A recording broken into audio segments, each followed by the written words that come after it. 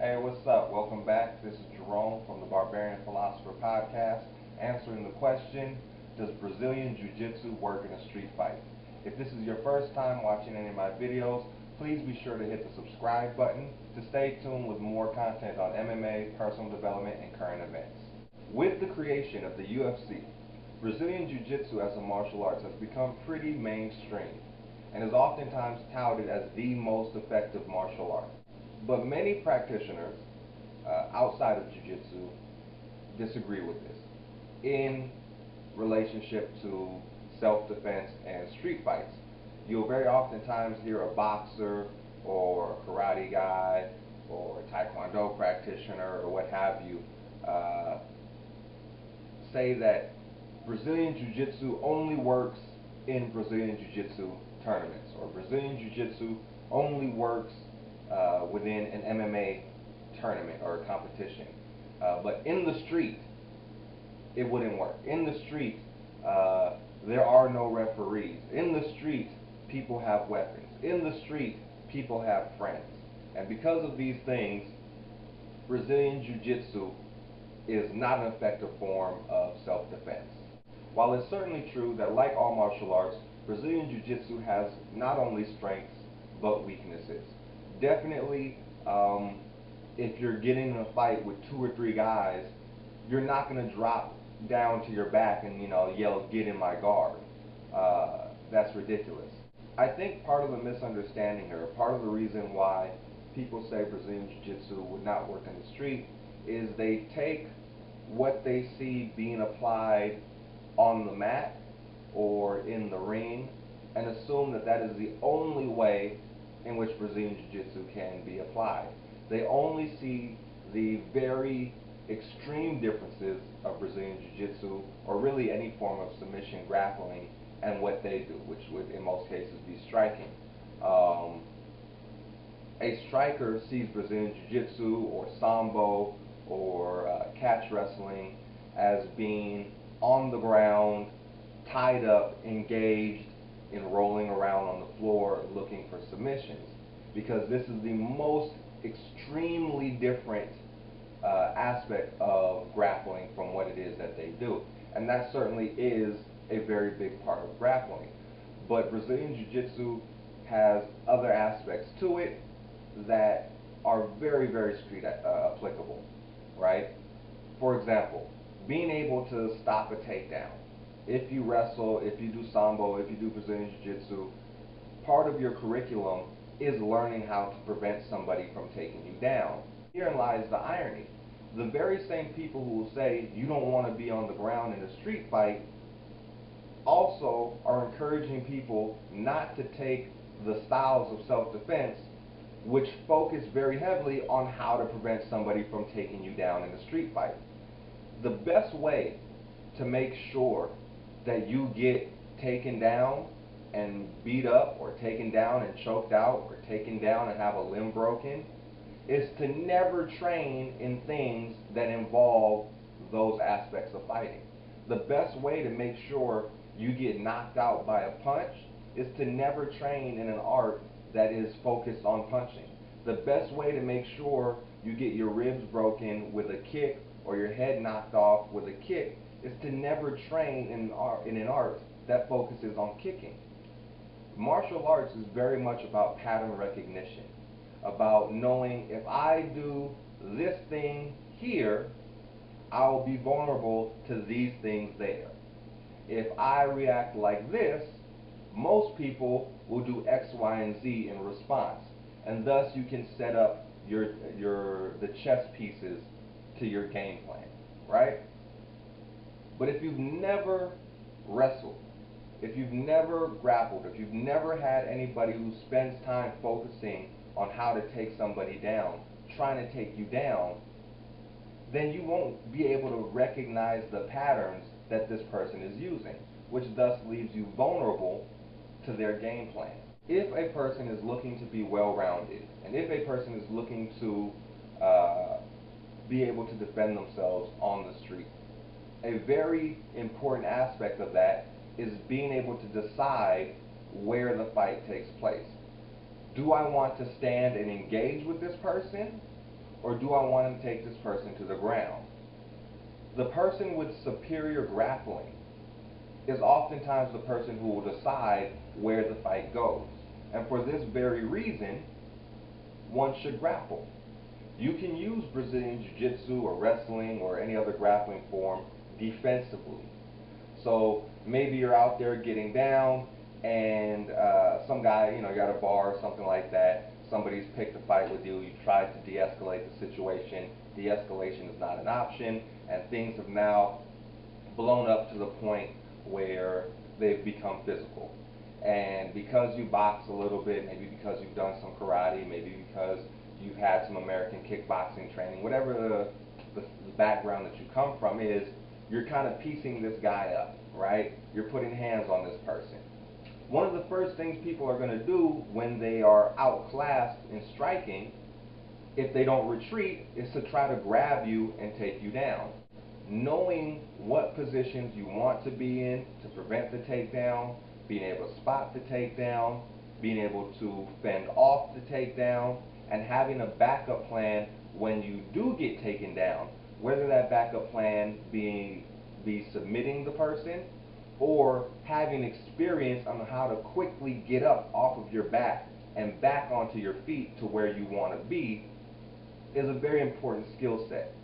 And you're going to learn that by grappling. You're going to learn that by doing Brazilian Jiu-Jitsu or by doing Sambo or what have you.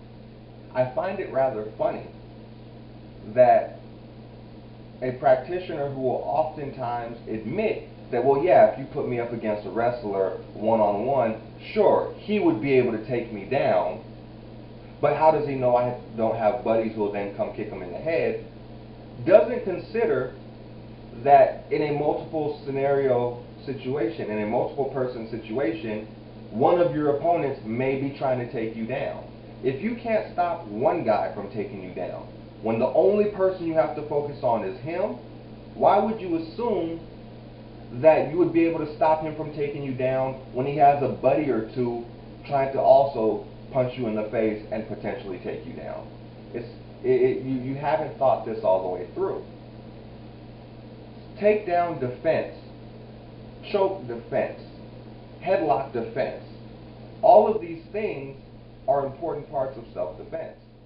And you go to the styles that focus primarily on these to learn how to get good with them. They don't all of a sudden disappear because now you're fighting 4 people, because now you're fighting 3 people. It's very common if you look up street fights where it's 2 against 1, 3 against 1, 4 against 1. Go to YouTube, look up, people getting jumped. You will oftentimes see them swarm somebody, and then somebody grabs them and throws them to the ground, and then everybody stomps them out. This would be a great time to know how to stop a takedown. Another common argument made by people who come from a striking background who say that grappling is not an efficient or effective self-defense style is, what if the person has a weapon? What if you go down to the ground and you're tying up your hands looking for some collar hold or looking for a collar choke or looking to set this up or set that up, and meanwhile, unbeknownst to you, the guy goes into his back pocket, pulls out a blade, and starts stabbing you, right? This is why you can't take grappling for self-defense. You got to stay at a striking distance so you can move and get away. Something that I think a lot of people miss who don't actually grapple, who don't wrestle, who don't do jiu-jitsu, is the importance of hand fighting. Being aware of where a person's hands are and controlling their hands and keeping their hands where you want them and putting them in positions where you can control them is a big part of grappling. And this applies also to street fighting. Certainly, it's possible that you can put yourself in a bad position and someone can pull something out and you don't see it coming. But this is true with striking as well. This is true with any form of martial art. That said, I would also point out that one of the best ways, in my experience, to deal with somebody who has a weapon has been grappling. Again, a big part of grappling is controlling the person, controlling where they can and can't go, and controlling their hands, right? I've done security for about 10, maybe 11 years, and in that time, I've had to disarm 2 knives, a fork, a glass bottle, and a taser. And in all scenarios, grappling has been a very big part of that.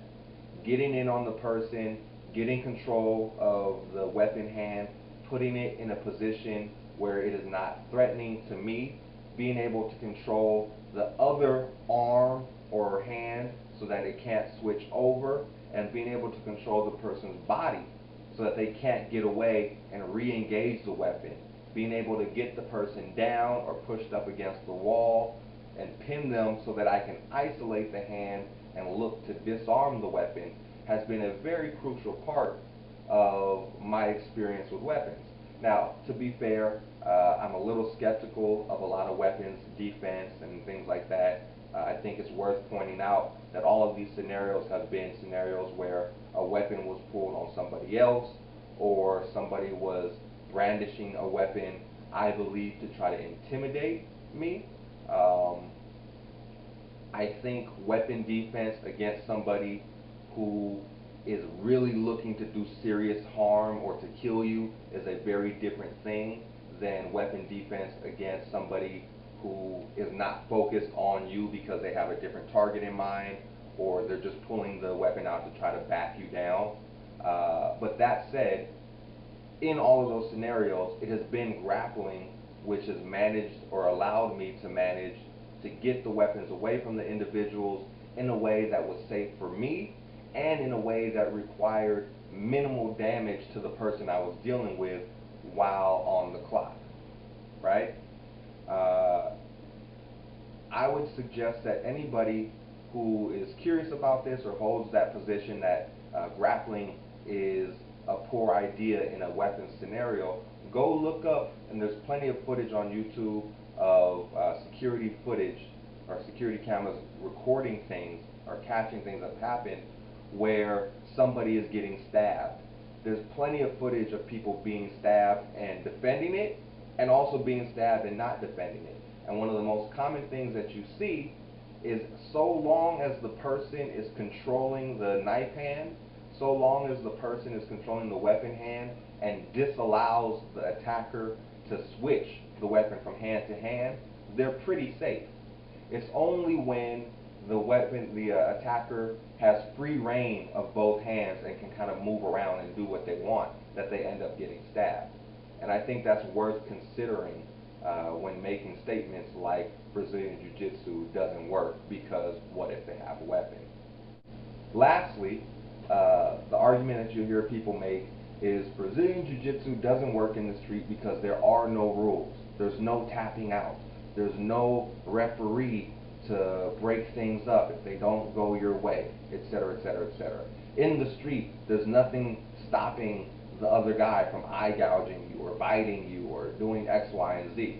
And all of this is true. But that means it's true for me as well. If I get into a scenario and I get tied up with somebody and we're in grappling range, I can bite and he can bite. I can eye gouge and he can eye gouge. The only difference is I can wrestle and eye gouge, or I can grapple and eye gouge. He can only eye gouge. I can bite and submit and throw and sweep. He can only bite. So the advantage still lies in favor of the person with grappling. Yes, there's no referee. So that means when I armbar the guy, or I put the guy in a Kimura, and he says, okay, I give up, I stop, or he starts tapping, there's no referee to stop me from breaking his arm if the scenario requires that. There's no referee to ensure that he can get back up to his feet. I find it odd that naysayers only see the no referee issue in favor of the attacker. There's a wonderful fight, I'll add the link in the description below, of a young guy, probably about 17-year-old, small stature, fighting a bigger, older guy, somewhere in his 30s, and the young guy is clearly trained.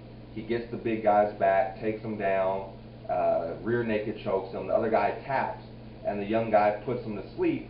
And when the older guy wakes up, he goes, "What the fuck, bro? I tapped, bro." It's the street. There's no referees. It's just weird that they only see the no referee thing in favor of the attacker. All in all, it is important to be as well-rounded as you can for self-defense. You should learn how to punch. You should learn how to kick. You should learn how to take down, and you should learn how to submit people. All of these are important parts of the self-defense criteria. And I think it's foolish for a striker to say that grappling has no place in self-defense, just as it's foolish for a grappler to say that striking has no place in self-defense. Like all forms of martial arts, it boils down to how you use it.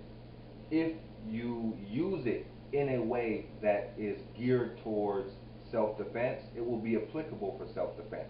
If you do jiu-jitsu, 100%, you should have time where, you know, the person can pull out a knife.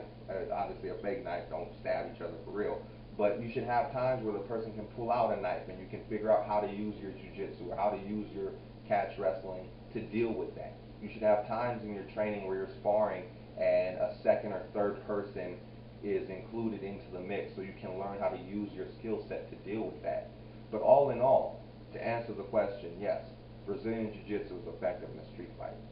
Please go to the comment section below. Let me know what your experience has been. Have you found grappling to be effective or helpful in a street fight? Have you found it to be more or less effective than striking in a street fight? I'd love to hear your thoughts on this. Peace.